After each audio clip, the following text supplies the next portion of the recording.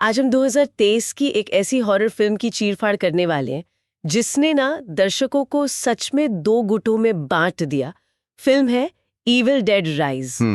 अब देखिए, इस पर राय बहुत अलग अलग रही है, तो हमने सोचा कि सिर्फ एक नहीं बल्कि इस पर लिखे गए कई टॉप रिव्यूज को खंगालते हैं और उनमें से कुछ बहुत ही दिलचस्प पैटर्न निकलकर सामने आए हैं। बिल्कुल। और आज हमारा मकसद यही है कि इन सभी रिव्यूज की रोशनी में ये समझें कि ये फिल्म असल में है क्या ये इविल डेड फ्रैंचाइज को एक नई और डरावनी दिशा में ले जाती है, या फिर ये सिर्फ पुराने फॉर्मूले पर बनी खून खराबे वाली एक फिल्म है। और सबसे बड़ा सवाल, क्या ये वाकई डर पैदा करने की कला है या सिर्फ दर्शकों को शॉक देने की कोशिश? ये बहुत अच्छा सवाल है और इस चर्चा की शुरुआत उस एक चीज से करते हैं जिस पर लगभग सभी समीक्षक सहमत थे। वो है इस फिल्म का सबसे बड़ा बदलाव, लोकेशन। हाँ, लोकेशन। इविल डेड का नाम सुनते ही दिमाग में एक सुनसान जंगल, एक लकड़ी का कैबिन, वही सब आता है ना? बिल्कुल। लेकिन ये फिल्म उस कैबिन को उठाकर फेंक देती है और कहानी को ले आती है शहर के बीचों बीच एक पुरानी सी ऊंची अपार्टमेंट बिल्डिंग में। और यही वो बुनियाद है जिस पर पूरी फिल्म का आतंक टिका है। तो चलिए इन रिव्यूज के जरिए इस अपार्टमेंट की सबसे अंधेरी मंजिल पर उतरते हैं। हाँ, और देखते हैं कि कहानी, डर और परफॉर्मेंस के मामले में ये फिल्म कहाँ तक कामयाब हो पाती है। तो सबसे पहले कहानी की ही बात कर लेते हैं। ज्यादातर रिव्यूज के मुताबिक कहानी का जो सेटअप है वो काफी सीधा साधा है। बहुत सिंपल। दो बहनें हैं, एली और बेथ। एली अपने 3 बच्चों के साथ एक खस्ताहाल अपार्टमेंट में रहती है और बेथ उसकी मदद के लिए वहां आती है।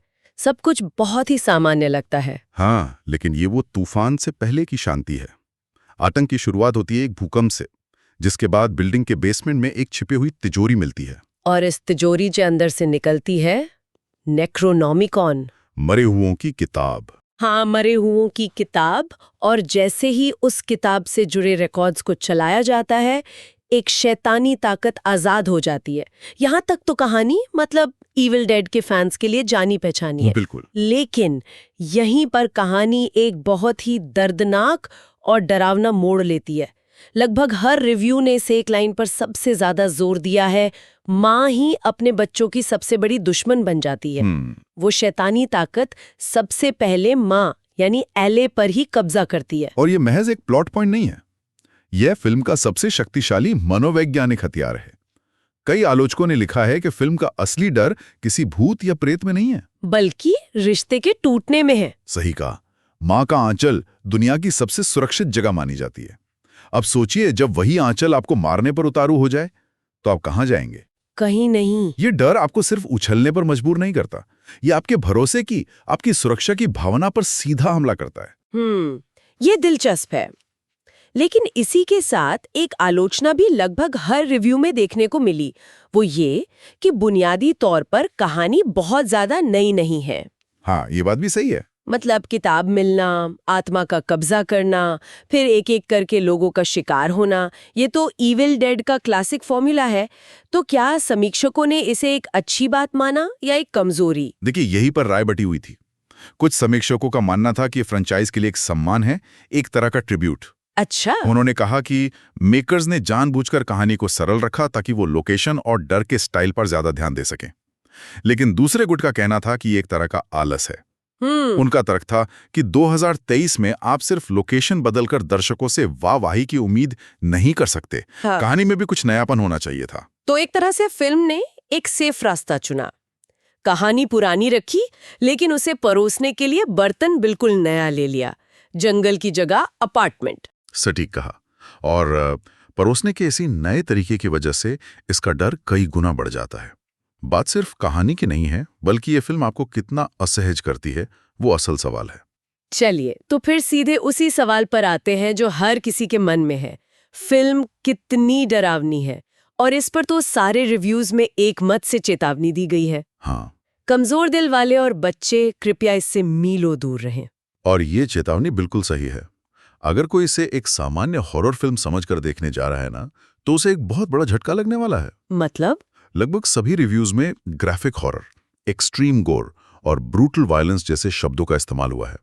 इसका सीधा मतलब है कि फिल्म खून खराबा, कटी फटी बॉडीज और हिंसा दिखाने में बिल्कुल भी परहेज नहीं करती। लेकिन क्या ये सिर्फ खून खराबा ही है या डर की और भी परतें हैं? क्योंकि आजकल सिर्फ खून दिखाकर दर्शकों को डराना मतलब थोड़ा मुश्किल है। यही इस फिल्म की खासियत है और यहीं पर समीक्षकों की राय फिर से बन जाती है। डर सिर्फ जंप स्केयर तक सीमित नहीं है जो आपको अचानक चौंका दे। फिल्म में बॉडी हॉरर का भरपूर इस्तेमाल है। बॉडी हॉरर, जब मैंने ये शब्द रिव्यूज में पढ़ा तो मैं भी सोच रही थी, क्या इसका मतलब सिर्फ शरीर का अजीब तरह से मुड़ना तोड़ना है या इसका कोई गहरा मनोवैज्ञानिक मतलब भी है? दोनों ही हैं। सतही तौर पर बॉडी हॉरर का मतलब है इंसान के शरीर को इस तरह से तोड़ते मरोड़ते हुए दिखाना जो अप्राकृतिक हो, विचलित करने वाला हो। लेकिन इसका गहरा असर तब होता है जब ये दिखाता है कि हम अपनी ही शरीर पर कितना कम नियंत्रण रखते हैं। जब आपका अपना शरीर ही आपका दुश्मन बन जाए, आपके काबू से बाहर हो जाए, तो वो एक अलग ही लेवल का डर है। हाँ, वो एक बहुत ही आदिम डर को जन्म देता है। और यहीं पर वो बहस शुरू होती है जिसका जिक्र आपने किया था कि क्या ये जरूरत से ज्यादा है। एग्जैक्टली। कुछ समीक्षकों ने इस अप्रोच की बहुत तारीफ की।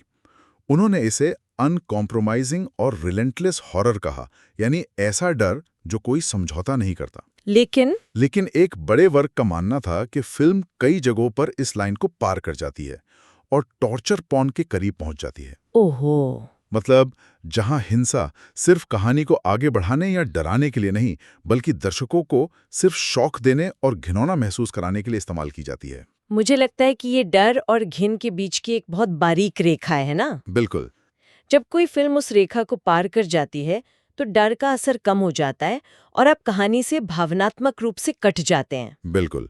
और इस फिल्म का अनुभव इसी बात पर निर्भर करेगा कि दर्शक उस रेखा को कहाँ खींचता है। ये फिल्म उस रेखा पर खतरनाक तरीके से नाचती है। खैर, इस डर को पर्दे पर असरदार बनाने के लिए एक दमदार परफॉर्मेंस की जरूरत होती है और लगभग हर रिव्यू को पढ़कर एक बात तो साफ है, एलिसा सदरलैंड। हाँ, अगर इस फिल्म की कोई जान है तो वो है मुख्य अभिनेत्री एलिसा सदरलैंड। बिल्कुल।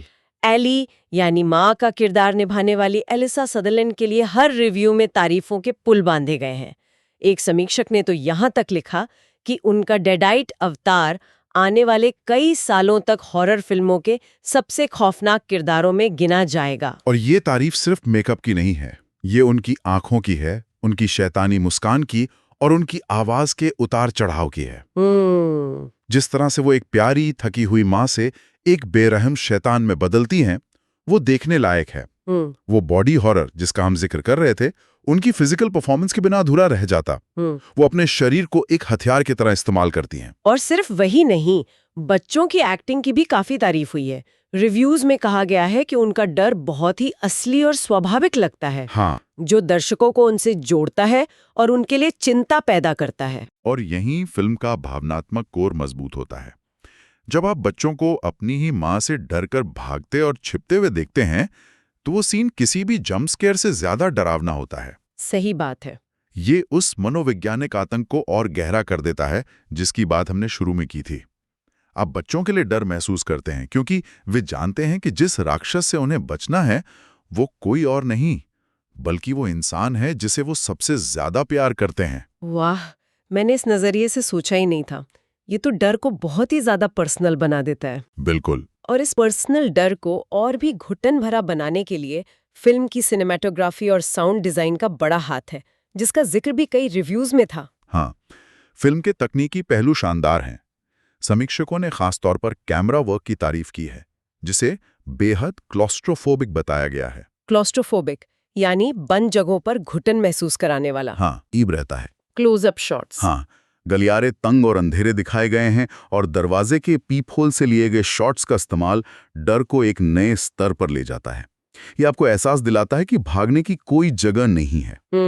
जंगल में आप किसी भी दिशा में भाग सकते हैं, लेकिन एक अपार्टमेंट बिल्डिंग में हर दरवाजा, हर खिड़की एक जाल है। और इस घुटन भरे माहौल को पूरा करता है इसका साउंड डिजाइन।